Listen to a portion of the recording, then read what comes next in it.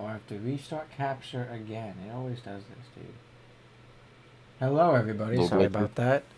Quick, had to restart for capture on OBS. Welcome to the Week Ahead News Show, episode 34. It's currently October 27th, 2025. 4 more days till Halloween. Very excited. This Friday, going to be a fun day. Halloween being on a Friday.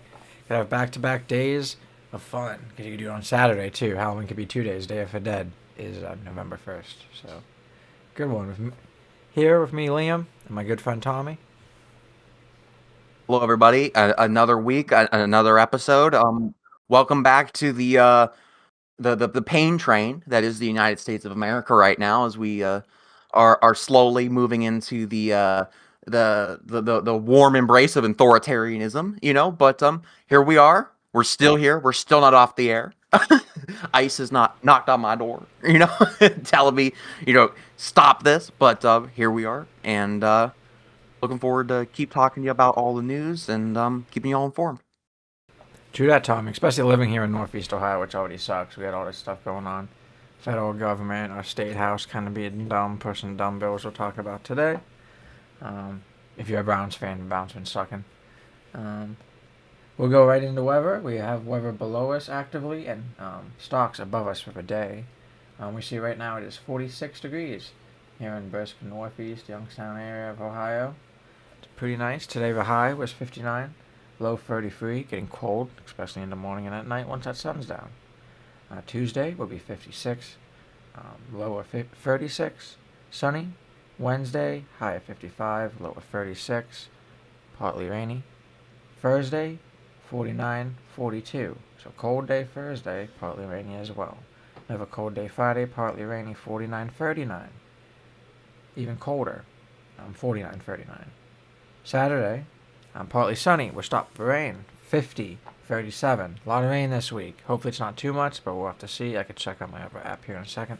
Sunday, partly rainy, 49, 37.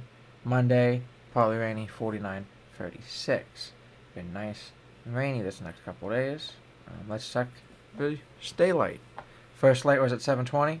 Sunrise was at 7:48 today. Sunset 6:42. Last light, 6:24 p.m. Last light was at 6:52 with a total daylight about 10 hours and 35 minutes. So I literally think about like 20 minutes less, or about like 15, 17 minutes less than last week. So we're getting into the very not much sun out days.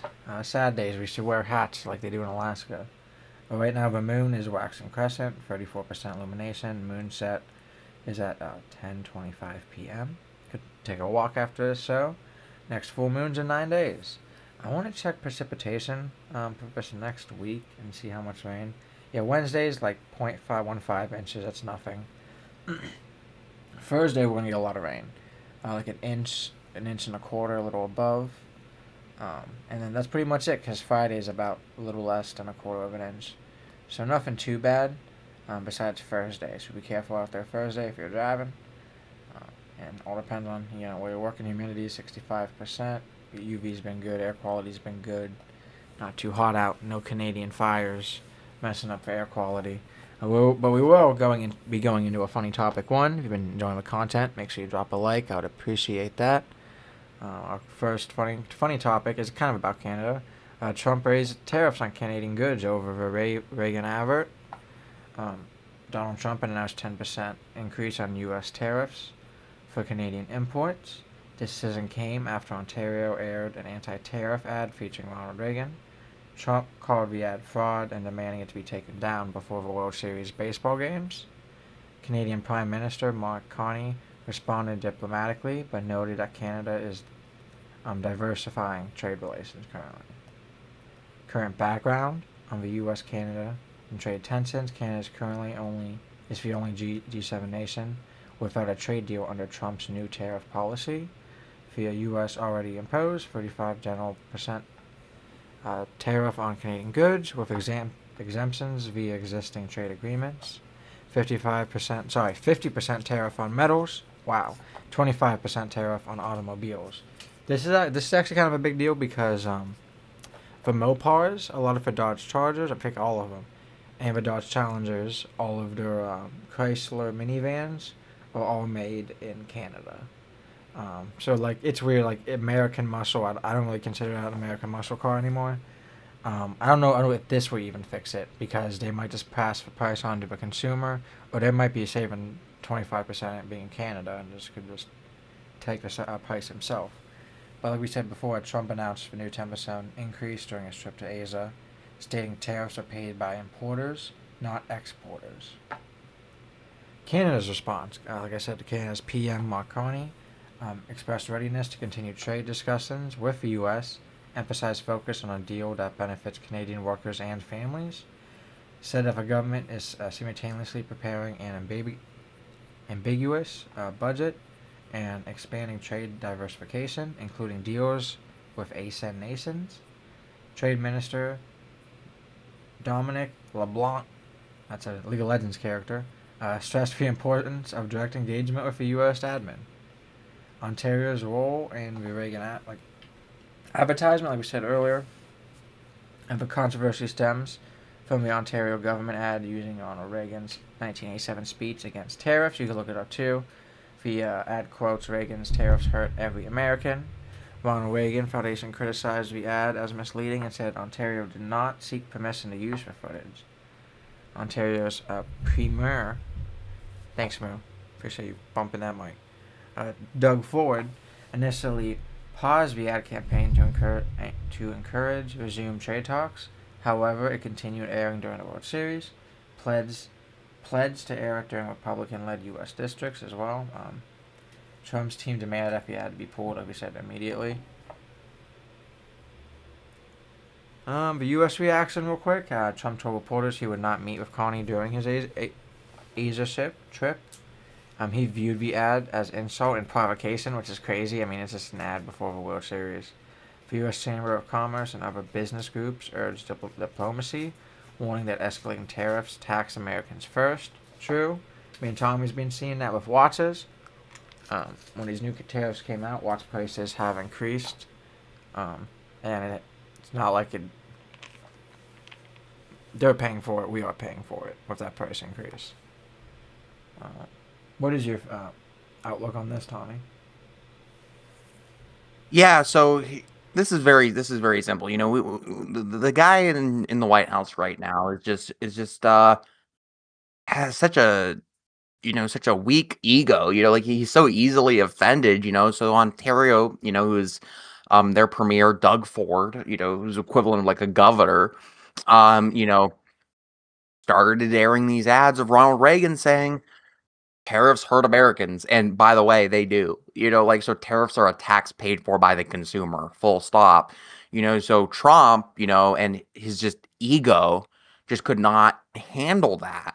He could not handle that. So what does he do? He lashes out. He lashes out, acts on a whim, and say, "I'm going to increase tariffs, 10% on these various goods because I don't like this ad." It's just completely ridiculous. And there's some other things I want to say about this. Number one, like throughout um my years in politics, I've always heard the stereotype is women are too emotional to be in politics. Well, it's like Jesus Christ, our president of the United States, Donald Trump, Yep. he's acting out of emotion. He doesn't like this ad. He's gonna raise tariffs 10%. So give me a break. We got this emotional man child, who's sitting behind the Oval Office right now, just making decisions because his feels are hurt.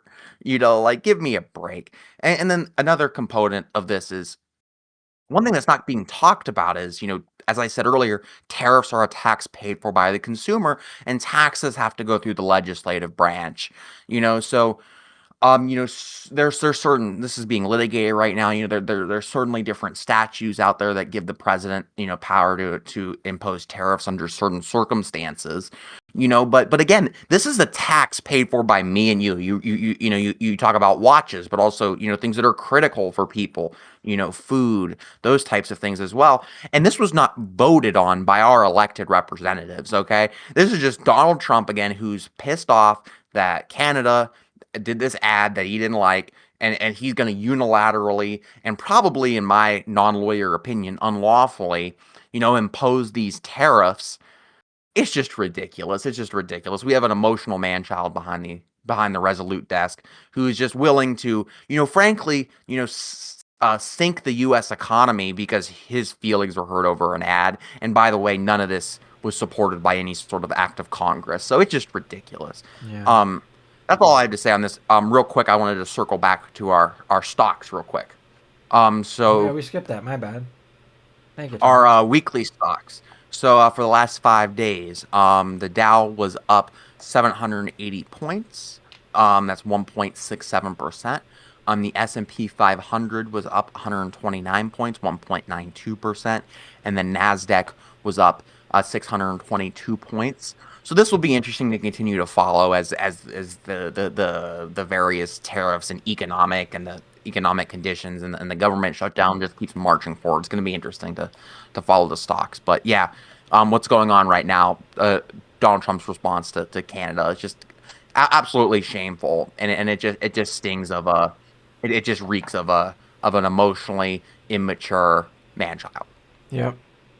Yep. Thank you for going back for that. We have daily stocks above us, minor gains, some about 0.3% Russell 200, Nasdaq about 2%, Dow 0.7%, S&P 1.2%. So good gains on some, small on others for the day.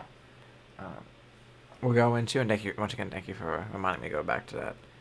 We'll go into a local one topic, which is about how the Ohio Senate passed Katrona's success sequence legislation. The Senate Bill 156, SB 156, proposed by Al Katrona from Canfield, was approved by the Ohio Senate. The bill mandates a success sequence curriculum for students in grades 6 through 12, finish high school, obtain full-time work, and marry before having children. After Senate passage, the bill now moves to the Ohio House for further consideration. The purpose is to give students a structural framework aimed to reducing adult poverty by promoting certain life steps by the Tribune. Provisions for the Ohio Department of Education Workforce, or the ODEW, is instructed to develop a model curriculum on the success sequence. At least one required high school course must present the success sequence curriculum, either the state model or a locally adapted version, and schools may adopt the model or modify it to fit local context as well. We talked about this before because he introduced the bill on March 25th, 2025. Katona said it's promoting the success sequence in school gives Ohio's youngest citizens direction to make the best steps for their future, sets Ohio youth on a path for a brighter tomorrow. Supporting organizations of the Center for Christian Virtue, not surprised with that one, American Enterprise Institute, probably because of that full-time work, and Institute for Family Studies. Opponents and criticism, the opponent groups are Planned Parenthood Advocates for Ohio, Boston Forward, Equal Rights, Ohio Equal Rights, the Secular Education Association, and the American Atheists. Heck yeah, American Atheists get in there. Some critics say it promotes a narrow definition of success and doesn't reflect diverse family structures. For example, Senator Nikki Antonio, Democrat from Lakewood, said the bill promotes certain values that don't reflect the experience of many Ohio families. Some argue evidence shows while individuals who complete high school, work full-time jobs, and marry are less likely to live in poverty, the order of those steps may not matter as much, and I believe it's very small. Last time I looked this up and we talked about it in March, I think it was the amount of people that actually do all of this was like under 20%. It may have even been like 12. So it's kind of saying, hey, like we're going to look at success and we're going to take a small section of it and say, like, you have to do this to be successful. If it's just 12%, there's, 88% of other ways to be successful just besides this. If it's 20%, there's 80% of different ways of being successful. Let me jump in here real quick, Liam.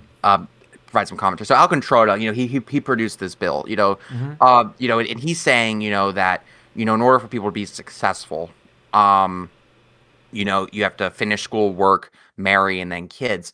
I'm wondering if anyone has asked, Senator Controna if he's ever had sex before marriage. Exactly. That's a lot of it too is hypocrisy.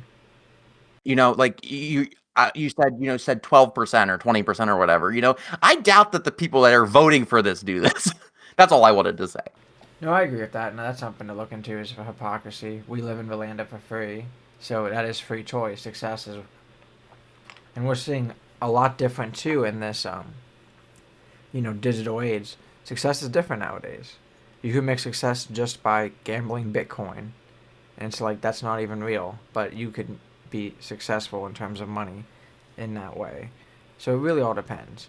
I don't really like the whole marriage aspect of it.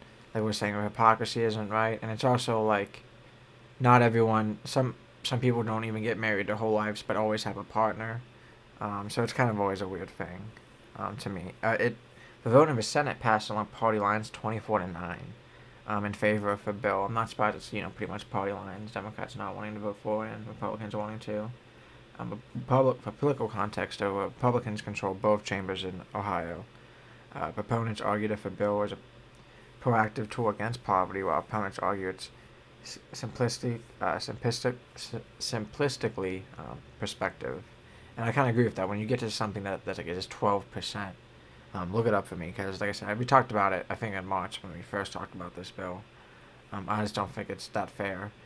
Finish school, I agree. Work, I agree too. But it all depends because you could even work part time, and if you are working part time in your own business or at another job, what I mean, it doesn't have to be full time at one job. It could be full time in other ways that are more, part time work, part time business, or creative aspects to help you out to be successful in the future. If you other states that are pushing similar laws, you'll see that are all states that are bad at education. Tennessee, Utah, already passed similar bills, and Kentucky, Mississippi, and Texas are considering them. So a lot of these states are literally in the bottom 20% of 20 states, top bottom 10 states in education. I don't think a lot of that issues, and sometimes a lot of it's poverty too, except Texas because of oil and the companies. Um, but it's not really something about trying to say do these steps. I think you got to educate the kids better, and then you need to provide them better jobs. It doesn't really have to be, hey, you need to graduate, you need to work a full time job, you need to get married before having kids. The last one I really don't like because it is hypocritical, but like I'm saying, a lot of it to me is just help out these actually lower poverty people get out of poverty. If you want to help this, like just saying finish school to a kid in high school that already doesn't want to finish high school isn't really going to help them finish it. You need to give them the structure and the opportunities to actually finish high school. So a lot of it is kind of showing that the blinds leading the blind here in a lot of these miseducated states are miseducated because of the controllers in the state house. Them themselves are miseducated, but they also want to keep the population miseducated. So that's my opinion about that one. You want to say anything else? A little bit more, Tommy, if we go on to the next topic. Yeah, no, I wanted to. I looked at the statistics while you were speaking. This is from the National Institute of Health. It's a 2007 study that's cited by 458 people. It says um, by age 44, 95% of people have had sex before marriage. Like, okay, so like, um, so this sort of these proposed steps in themselves are just something that's not something that people do. Like shocker, people don't want to wait till marriage to have sex. Boom, shocker. But this is just ridiculous, and I think this just shows how unserious our representatives in Columbus are. It must be nice being a Republican and have such like a simplistic worldview and not having to think about anything that is actually like matters. Like, because to the people that support legislation like this, their worldview is just so simplistic. It's like you're in poverty. It's probably because you had sex before marriage. Well, it's like, okay, that's real helpful. Like, it doesn't really mean anything. Number one, number two, no, everybody has sex before marriage, and number three, I don't think this has anything to do with poverty. What I was taught and what I've read is if you want to get people out of poverty, what you need to be looking at is you need to get them away from renting their home and into buying their home. Okay. We need more affordable housing. That is critical to lifting people out of poverty because when poor people are paying money to their landlord, they're not actually building any wealth. They're just simply, they're just simply trying to have a place to stay and survive. So we need to get people out of renting and into actually purchasing affordable homes so they can start to build wealth. And that is how you lift people out of poverty, not Mm-hmm. this crazy, stupid, oversimplistic view of, finish school. Well, no shit, people should finish school. Thanks, Alcatrota. You know, like, don't have sex before marriage. Like, I don't even think anybody that voted for this, Well, it was kids. It was is kids. waiting to have. But a lot of that's interesting to me too, Tom, because a lot of people probably have had kids, before marriage, and without people before even marrying them. But a lot of it too is I kind of figure what I was gonna get with this about for getting married and having kids. Hmm. Sorry for cutting you off to forget, but No, you're good.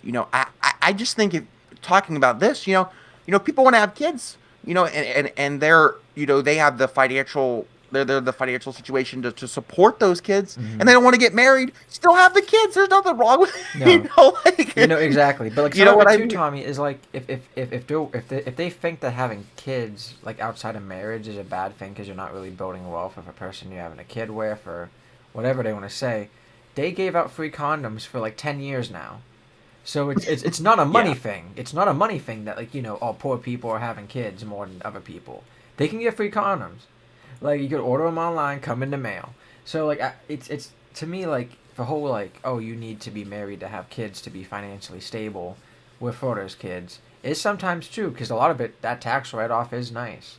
Um, but even then, if you're still with a woman, just living with them, that tax write off still is nice. It means just for one person, and if you actually share it. So I mean, it all depends on how people live. I support marriage absolutely. definitely, but like I know a lot of people that um, because of their religion. You know what I mean? They might never actually be technically married in America, if that makes sense. They're never going to care about actually going to the courthouse in America unless they want that tax write off to get married. They rather care about getting married back home, coming back here. I don't know if that counts. But Yeah, so like there's so many different situations for people. And I also and like and it also says like that like to be successful your parents can't be divorced, which we all know like we have huge divorce rates in Ohio, let alone in America. So that's kind of like an unfair thing to say too. absolutely. That's what I was trying to say is this is something where people just go on so many different paths in life and they're all equally valid. Okay.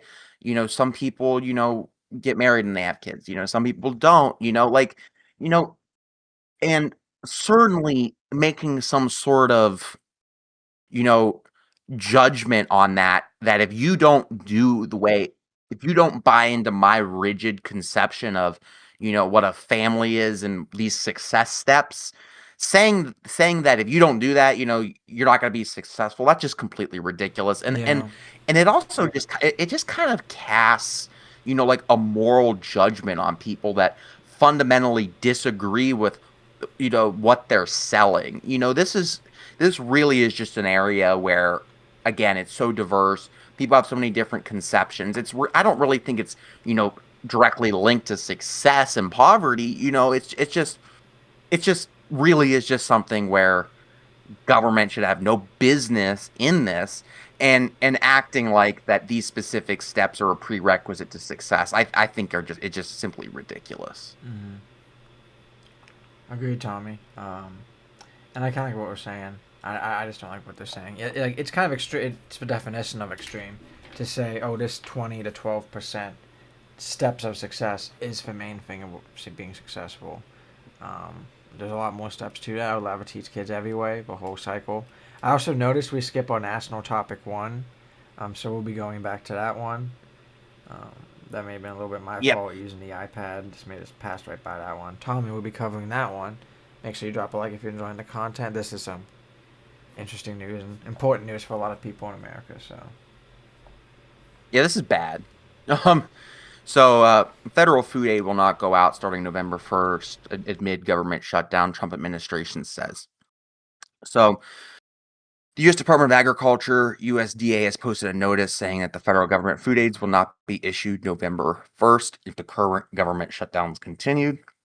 The program is a SNAP, Supplemental Nutrition Assistance Program, which helps about 1 in 8 Americans afford groceries. wow.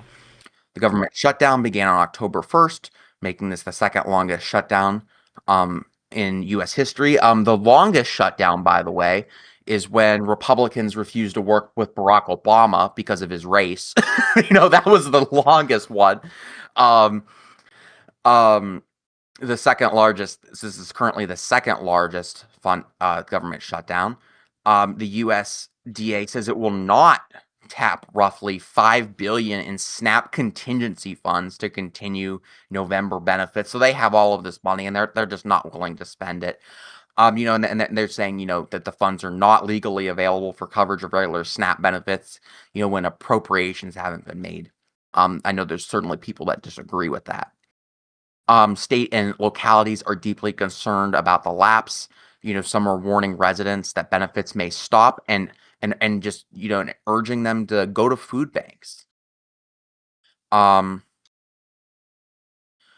Senate Majority Leader John Thune, who is, again, by, him and other Republicans, refusing to negotiate with Democrats who are literally going to be starving people. He lied and cast blame on Democrats for the SNAP freeze. Well, House Minority Leader Hakeem Jeffries countered that Democrats want a spending agreement that includes funding for SNAP, and urged Republicans to actually meet with Democrats to reopen the government. So the cutoff is scheduled for November 1st, less than a week away. And and states like Georgia are already warning residents about the upcoming halts and benefits. This is gonna be crazy. In other news, so SNAP, is a program that requires annual appropriations, and unfortunately, due to this Republican shutdown, there's a lot of trouble with funding. There is a lot of talk right now about these sort of extra funds that may be able to be used for funding SNAP benefits, but Republicans are seemingly unwilling to do so. And also, the federal government has said if states decide to cover the cost of the SNAP benefits, the federal government will not reimburse them. So, we got these contingency funds are not going to be being used. We got the states are not going to be reimbursed. So a lot of people here are going to be losing their benefits. The halt threatens food security for tens of millions of Americans who rely on SNAP groceries. And yeah, this is disastrous. This is absolutely disastrous, and it just shows that Republicans are willing to throw the most vulnerable amongst us under the bus as they pursue their authoritarian agenda. So, Yep. here are the facts. Here are the facts. I don't like any of these facts, but they are the facts. And the fact is Donald Trump is president of the United States. Okay? The fact is Mike Johnson is the Speaker of the House. And the fact is Senator John Thune is the Senate Majority Leader. All three of these people are Republicans, and all three of them are bad people, but all three of them are Republicans. Okay? But they're calling this the government shutdown. It's like, brothers, you literally control all three branches of government, okay? And the Supreme Court. Like, you got the Supreme Court in your pocket as well, so what they are doing is, they pass through this continuation of their big awful bill that they passed. They're just trying to keep hurting everyday Americans, and that gets the United States Senate. And Democrats say, we're not in favor of this legislation. You have to work with us to get our votes, because that's how democracy works in the United States of America, or how it used to work, I should say. Like, Yep. the Democrats in the minority, they have the power, okay, to influence government. And Republicans, who again control all three branches of government, need some Democratic support to pass their legislation, but they are refusing to meet with Democrats and talk to Democrats. The Democratic Party is simply saying that we want people to have health care. That's all they're saying. Yep. Okay. Mm-hmm. And Republicans are not willing to engage in any sort of discussion with Democrats on that healthcare issue and on just, more broadly getting the government back open and, restoring SNAP benefits. And by the way, they're not going to use these supplemental funds. They're not going to reimburse the states because they want to be as cruel as possible.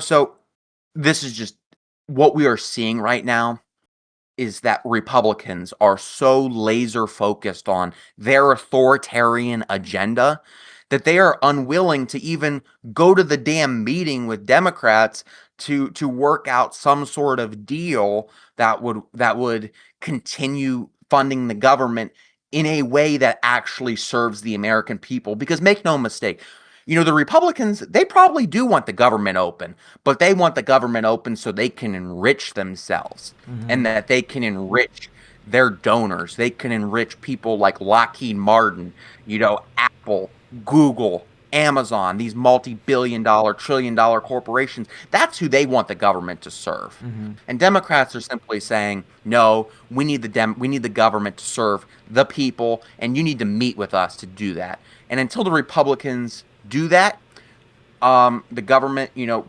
because of their own actions, are going to remain closed in this Republican-led shutdown. Yep. So, what do you have to say about this? First, I think Tommy's saying you are right. They would rather be working, but they're enjoying their vacation right now. Like all these videos, I don't see any of them in DC. They're not even putting out videos of them in DC. So if they wanted to fix the issue, they would be there. A lot of Democrats are there trying to fix issues, so actually get this pushed. Um, I don't like how they're pushing a lot of this. Like we're talking about spending too, Tommy, for healthcare. I guess basically it's a hypothetical 0.05% of the budget for Medicaid could be hypothetically spent on illegal immigrants, and they're blowing that up, and it's crazy. It's not really fair. We really need to feed people. You know what I mean? November 1st is coming Saturday, guys. So if people can't, a lot of people go to the grocery stores on the weekend. So if they can't get groceries Saturday or Sunday, it's really gonna suck for them. It's gonna be sad. Not many people have family members that could help with financial struggles like that. If you had a grandma or an aunt that had to rely on that, and now you have to give them $200 a month, plus maybe more 400, 600. Food's expensive. To supplement that, it would be very hard. So I really hope that they come and if we can make a solution for this. I think Republicans kind of realize that a lot of their constituents are on this too, so it's kind of hurt them. But they don't have to like do the whole have to pass by 60 vote things either. They could pass by a majority if they wanted to. I forget what that's called, like a preemption or something like that. I forget what it's called. But I was just looking that up earlier today. So there's so many things that they could do that they're basically just saying, hey, we're blaming Democrats even though we're in control, and we could do a budget reconciliation, which bypasses the normal filibuster rules as well. So I mean, there's a lot they could do, but they just yeah, don't want to do it. Um, Hopefully, they don't see Americans hurt, but I kind of see that might be their whole master plan. But Trump's president too, so I feel like, you know what I mean? Like, they don't want, like, with how bad the economy is doing right now, Tommy, if they actually had people, starving, it would be really bad. You know what I yeah, mean? So, I think they'll do something this week. I really hope. I think it kind of shows that they're, tiptoeing around it and kind of doing these more cultural war issues, like I'm saying, with that theoretical 0.05%.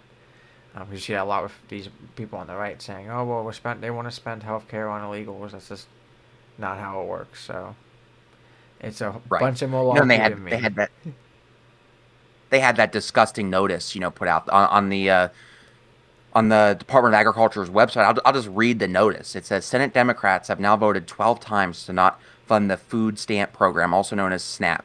Bottom line, the well is run dry. At this time, there will be no additional benefits issued November 1st. We are approaching an inflection point for Senate Democrats. They continue to hold out for health care for illegal aliens and gender mutilation procedures, or reopen the government so mothers, babies, and the most vulnerable amongst us can receive critical nutrition assistance. What a load of bullshit that is. You know what I mean? That's So, crazy. listen, Crazy. you know, again, all that statement is just simply inflaming culture war issues so they can distract from the fact that Republicans are not meeting with Democrats in good faith or at all even, to actually fund the government and feed people. And their reactions to the meeting with people is to put up inflammatory things on their website. Yeah, basically propaganda that because like they're not being fair. I mean, Republicans no, also didn't get it passed 12 no. times. So you could say it so many different ways. Like it's literally lies. It's literal lies on a government website. But it's just America. crazy.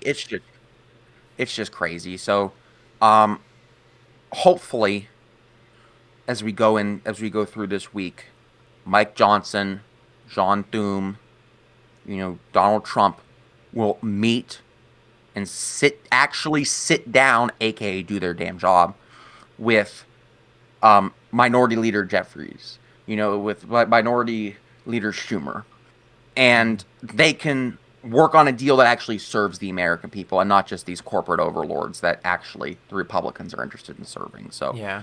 but we got to get this deal done. Republicans got to meet with us, And meet with the actually Democrats. delegate, not just hand them stuff and say, hey, vote for it. Yep.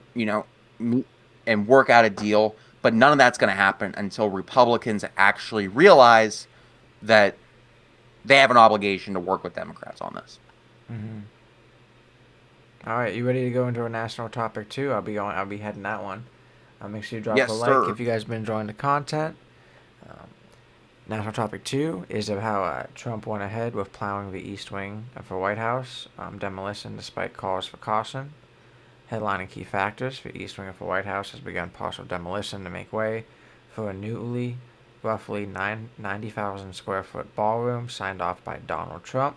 By the way, 90,000 square feet is a little over 2 acres. So I want you to think, most Americans don't live on 2 acres. If you live in rural, you definitely do. If you live in the city, you definitely don't. If you live in the suburbs, you definitely don't either. You probably have an acre if you're lucky, even when you're in the suburbs.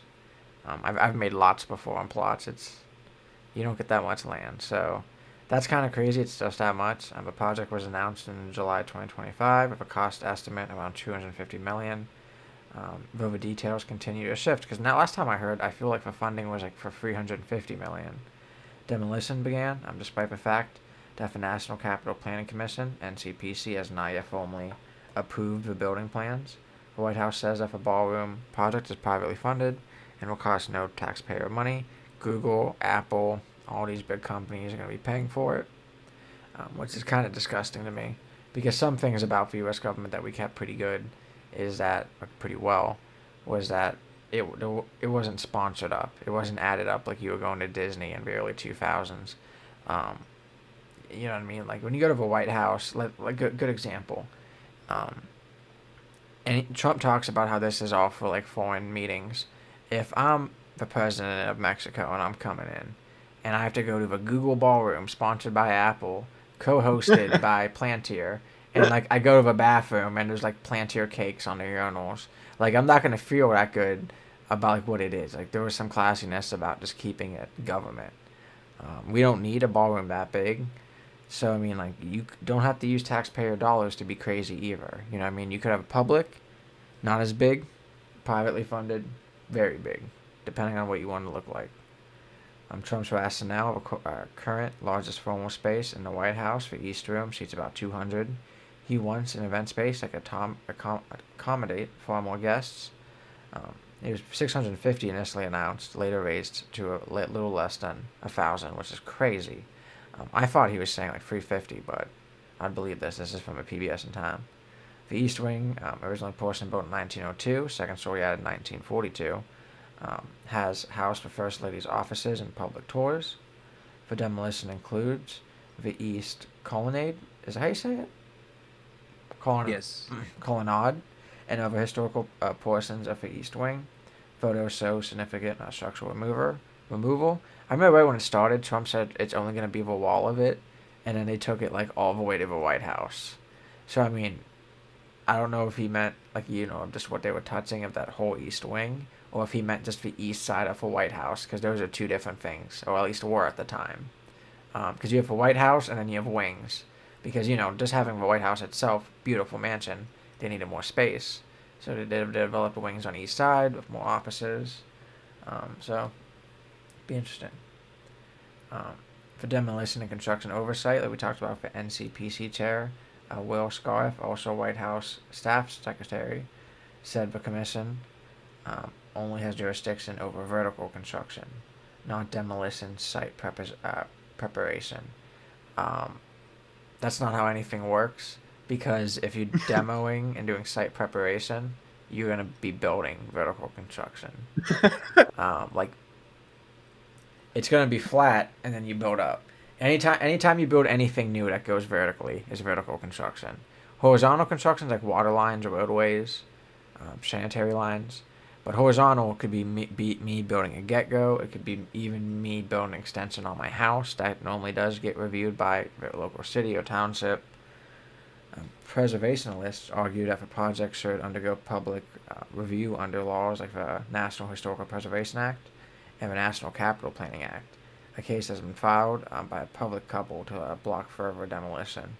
Critics say sifting details, cost size impacts, and bypassing standard review processes raise transparency and accountability concerns. Because that is one thing, if you actually have go through public review, that is more transparent than if you don't and say, oh, now it's built. And even if you say now it's built and you give them the plans, it's already built, so there's no input to that. Like I talked about before, many preservationists and historians view this as a major structural change for White House grounds. It is. It's going to look different too. It's not going to be as symmetrical, which I know me and a lot of my engineer boys like. It's the first kind of its scale since the Truman era, and it's something that's interesting too because I don't know if even if you needed a big ballroom for the White House, it has to even be attached to the White House or by the White House. You just have it in D.C. and have U.S. government ballroom and have it for all the branches. Public opinion polling indicates majority opposition, 53% opposed the demolition to the wings removal for the ballroom project, according to the Washington Post. Some observers note the symbolism, the People's House undergoing a private donor-funded extravaganza, potentially shifting how the White House is seen and itself is seen. Kind of like what I said. Like, the reason why I said Disney in the early 2000s is Epcot was beautiful, Day of Tomorrow, all that stuff was great, but it was very sponsor heavy. Every attraction had a sponsor on it. I don't know if I want the White House like that, where every room is now the Google room, the Apple room. It's like, okay, guys, like, we should tone this down a bit. It really shows how much paid off you guys are. It reminds me of the old joke where they used to wear jackets like NASCAR drivers with their sponsors, and they should. But if they're just going to put in the Trump ballroom, you could also do that. History would love that, but I think it's kind of bad to see. Work began in October 2025 and completion expected before the end of Trump's term, 2029, to build the whole ballroom. Offices of a First Lady and social office will need relocation, temporary quarters during construction, public political implications. The project will become a focal point for debates about use for federal property, donor influence, and historic preservation, and something too about just like how much this might cost. Just because you donate to build something doesn't mean you donate to maintain it for the rest of its life. So now, you know what I mean? That's one thing. Another reason why the public option will always be smaller is because now the public knows they have to maintain that throughout the life. The private side isn't going to cut a check every year to maintain it throughout its life. So us as the U.S. taxpayers will now have to pay taxes on a big ballroom, which, I mean, reminds me a lot like North Korea, China, like lots of authoritarian dictatorship BS. Raises questions about the appropriateness of the large-scale modifications to landmark federal buildings without like broader public input, and just kind of oversight. That matters to me. Federal reservations and what's considered public review does matter. You shouldn't be able to build whatever you want. Another a great example of this too is that like even with the size of 2 acres, if you wanted to put 1,000 people in there, that might not even be fire code. But like if there's no public review and Trump just wants to pass it, that I don't like that. So there's a lot of stuff that's important to me and doing stuff the right way, especially being an engineer. I mean that's just kind of how it works. But I just don't like for broader implications. Kind of like we're talking about how much money it might cost. Just us in the future might be dumb, and I don't want to pay for that. I don't want to pay for Trump's ego, even if it's, you know, once again said, privately funded. It's going to be publicly maintained. So we need to watch out for that one. How do you feel, Tommy? People are talking, Donald Trump is touting this as a good thing that it's as privately funded. It is not a good thing that it's privately funded. It is a bad thing. When Donald Trump says private funding, what he's really talking about is corruption. All of these Yep, donors, corruption and selling out, Apple, Tommy. That's all it is. yeah, Apple, Google, you're talking about like the Google ballroom. You were talking about the Tim Apple ballroom. Um, that is something that we don't want to encourage in the United States. Like certain things of great national importance, like the White House, should be funded by the taxpayers. It's not a good thing that it's not funded by the taxpayers. It's a bad thing that it's not funded by the taxpayers. This is the people's house, okay? And my house is your house, is everybody's house. And the taxpayers, again, should have a part in, in the renovation and the preservation of the White House, and not just some oligarch billionaire tech mogos, like it's ridiculous. So Donald Trump's out there, it's free, it's free, it's free. Well, first off, it's not free, as you were talking about. You have to maintain it, like number one, as you were talking about. But number two, it should not be free to construct anyway. It should be taxpayer funded if it's determined that this is something that we as a nation want to support. If there was a need for a ballroom and it went through the proper review procedures and all of that stuff, then we could have a conversation about expanding the White House. But that's not what happened here. What happened here was Donald Trump said, I want a damn ballroom. Tear it down. I don't care. And I'll just call Tim Apple to see if he'll give me a couple $100 million. Yeah. That's what went down right here, And and what's that's crazy, not how we Tommy? should be They conducting compare ourselves. it to Obama building a basketball court. Oh my God, Two, that's ridiculous. yeah, exactly. Two things. A basketball court's $100,000, maybe more because it's in the White House. You know what I mean? Like they have to, like construction's more expensive there. Right. Maybe 300,000 max. Not 300 million. That's 100 times the Yeah. price of a basketball court. And like every other president after could use a basketball court. That promotes healthy living. A ballroom is just sitting down, drinking, and eating. I get it for social Yeah. aspects, but like we're comparing dumb things here. You know what I mean? Even me as president, if I wanted to Yeah. install that, you could pay for that as president. You know what I mean? You can't pay Right. for a $300 million ballroom yourself. You have to once again go out, sell out, and be Right. corrupt. So I just don't like that for America, man. And I agree. And I don't like the comparison between a basketball court and a ballroom. Like the people saying that, do they not realize that like literally they brought the wrecking ball out to the White House? You know what I mean? Like any sort of comparison between Hmm. President Obama building a basketball court, or Bill Clinton built like a bowling alley. Like Hmm. there's an historical precedence of individual presidents adding things to the White House. A movie theater, a bowling alley, a Yeah. basketball court. And to compare that to the literal wrecking ball on the East Wing, Yeah. you know what Exactly. I mean? And like Like, going back, a lot of times like like those were all expansions. They didn't have to demo the actual White House or any of the right, wings because they built for wings so they could expand off those. Because they understand that like okay, the photos for White House. You know what I mean? If we build these wings, past those photos actually don't matter. We can keep building off whatever we want. I don't know if you guys remember, the Rose Garden. I think one of the areas is where they have the cars pull up on the side, and they always have like the side entrance for the president. So there's things that they've expanded on. I mean that's different. It's easy to expand and build, a Yeah. basketball court if there's just grass there or a parking lot. You know what I mean? It's different if there's actually building and you're gonna demo and then build a huge ballroom. So it'll be interesting. It won't be Oh, symmetrical anymore, sadly. yeah, I know that's gonna bother me. And it's just unfortunate. And another aspect of this story I just want to briefly talk about is another aspect of this is Donald Trump might want to demolish the White House so he can rebuild it in his own image. Okay? Like Yeah. okay. When you imagine the United States of America, probably the one of the first things that comes to your mind is the White House. Like that is one of the symbols of the United States.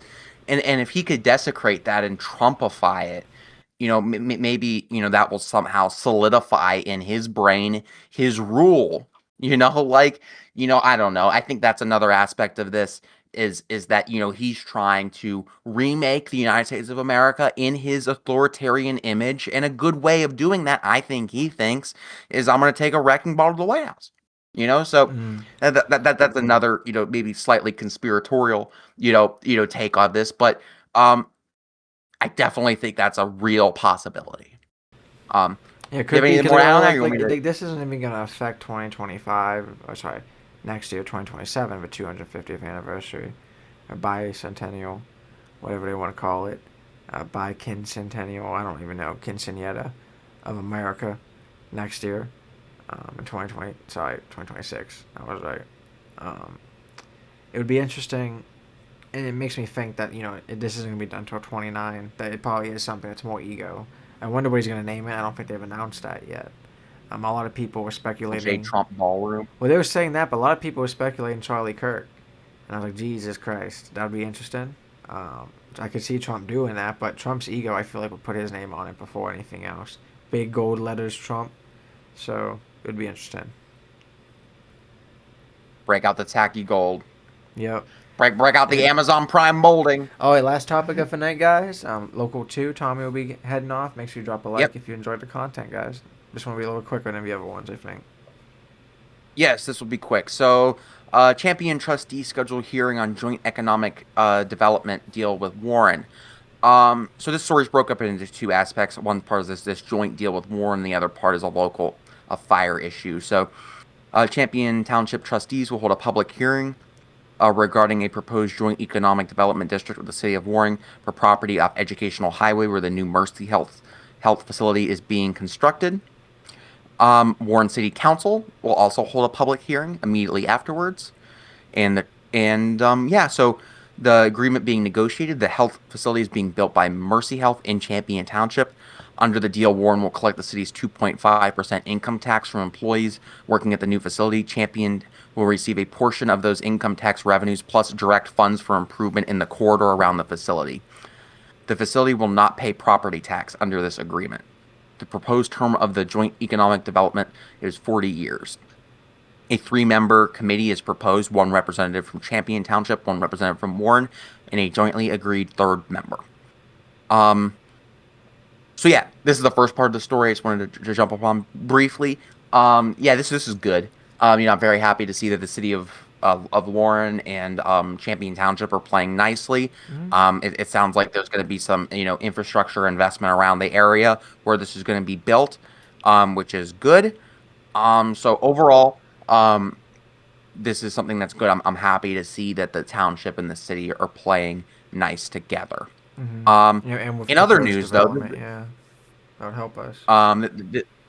this is, and it's also just critically important. I wish it was a secular hospital, but it's incredibly important to continue to build up healthcare infrastructure in our area.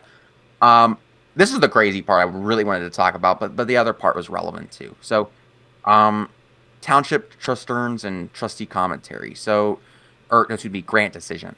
In the same meeting, trustees decided not to accept a $673,000 SAFER grant, assistance to firefighters staffing for adequate fire and emergency response from FEMA, because the grant would have required the township to provide a local share of $418,000 over 3 years to hire full 3 full-time firefighters. The township had previously sought the SAFER grant in 2024 but was not awarded. The application was resubmitted and approved, but the township cannot accept it. Reasons for the refusal. A levy for safety services has failed in November 2024, eliminating the expected funding, and accepting the fund would have exhausted the township's general fund carryover, making the trustees viewing it as financially irresponsible. So I just wanted to touch on this very briefly because I think our current trustees in Champion are not doing a very good job at actually administering, this township. Yeah. In Champion, what we're seeing right now is a massive expansion of the police department. We have an officer right now driving in basically what's an unmarked car. It's one of the black cars with the black writing. Which is technically not an unmarked car. So we have a police officer doing that. We have a K9 unit in Champion, by the way. The K9 unit was donated, and supposedly the continuing resources for this dog are going to be donated, but I suspect eventually the taxpayers are going to, pick up a burden of funding a K9 unit for Champion, Ohio. It's just absolutely ridiculous. What we're seeing, I think, going on in Champion Township, this expansion of this police department, the basically the unmarked car, the K9 unit, the expansion of officers. Certainly I am not opposed to having a properly funded police department that can provide safety services to the people of Champion, but the current trustees in Champion, seem hell bent on just expanding, and then when they get to something that actually does need to be expanded upon our firefighters, they don't have the money for it. So I just think it's absolutely ridiculous. Luckily, one of the trustees has decided not to run for re-election.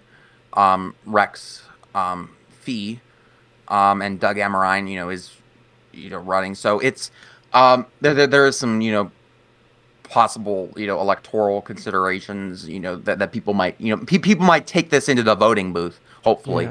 Yeah. But it's just absolutely crazy that our trustees in Champion are so willing to fund all of this crazy stuff that nobody, I think, genuinely believes the township needs. Yeah, and I think what's interesting, but Tommy, then how does if you divide 420 by 3, it's a little under 130. It's about 130. How would that break bankrupt for township? Just $130,000 a year. Because they're spending all this money. Yeah, they said it would be, financially irresponsible for them to dip into their general fund to pay for that. Meanwhile, they got the K9 unit. Yeah. So, meanwhile, they got the black-on-black police car that's designed to, pick people up. Mm-hmm. It's just absolutely ridiculous. Our firefighters in Champion are fantastic. They've personally helped out my family, personally. They're great people. Mm-hmm. If there was a levy on the ballot for them to, put a swimming pool in there, I'd vote for it. But it's just absolutely ridiculous that this is where the tax money in Champion is being spent. It's not being spent on our firefighters. It's being spent on unnecessary expansion to safety services, and it's wrong. So that's all I had to say on this. Yeah, and maybe this Jed, we'll help out with them with some money, spreading it out. But it kind of does suck, and I agree. If 140 is killing your township, that's scary. Because it says accepting the grant would have exhausted much of the township's general fund carryover. So that means if that's half or more than half, that's scary. Then do something about that. Right. Get more business in, get more people in, or maybe up taxes. I know people don't like that. But someone told me saying too, something I kind of noticed growing up, cops used to not have the newest cop cars all the time, but now every police department has all these Fords Explorers that are brand new. And that's nice, I get it for certain aspects, but the old Impalas that would be considered old now, but when we were younger, it would be the Crown Vics. That's still not a bad car for a township. You could still have some of you guys on that and some of you guys on the newer cars. There's a lot of ways to save money. It says the fire department currently has 2 full-time and 2 part-time firefighters. Because it said what accepting this grant, they basically would have had to hire 3 full-time firefighters over 3 years. So making probably 2 of his part-timers full-time, adding another full-timer, making 5 full-timers instead of 2. Um, a staffing level unchanged since 1982, which is crazy despite a rising call volumes and costs. One fire truck, it says here, is 28 years old. The department will need a new ambulance. A lot of times they have to either go to businesses to pay for it, or go for grants. It's going to be hard for them. Taking out loans does hurt townships just as much as it hurts anyone else taking out a loan. I might have to go to the next trustee meeting. Yeah, that'd be interesting. But Judd will be We'll interesting, see. though. One thing that is, like, a lot of times, a lot of these townships, villages, cities, districts, economic development districts, sometimes it's kind of popular to create them nowadays. So even if a new business is coming in, you might literally just have their parcel just be its own district, for certain tax abatement helps and certain other things. It all depends on what you're trying to get out of it. Here they're having them pay taxes, but just not that much and spread out and help between City of Warren and Champion Township. But there's always certain reasons. And sometimes you can help other businesses too. A lot of times you'll have other doctor offices, other businesses around hospitals. A Subway could always pop up. So stuff like that could help Champion get more money. So that's good to see. But Yeah. definitely not turning down some easy grant money for some firefighters. So that sucks. It's crazy. It's crazy. That's what happens, when your trustees are Republicans. There you go. Like, And bad with money. Yep. um, Goes hand to hand. yep. That's all I really wanted to say on this. This is something that is local to me, and it was like, oh my god, I can't believe I'm gonna go bang my head against the wall. Like Yeah. absolutely craziness. Yep, I think that's it for us then, guys. We got through a whole docket tonight. Appreciate you stopping by. Make sure you drop a like if you enjoyed the content. We'll be back here Thursday for the Northeast Ohio Sports Show. Hopefully Hunter can make it this week. Had some NASCAR and F1 last week. That was pretty exciting.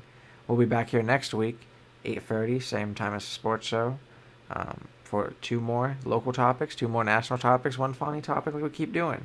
Appreciate everyone stopping by. Hope you have a great rest of your week. We have Halloween here on Friday. We're almost there, guys. Getting to a good day. I have Friday off. I took the day off, so it's going to be a nice, relaxing Halloween. Excited for it. That's it for me. Good night, Youngstown.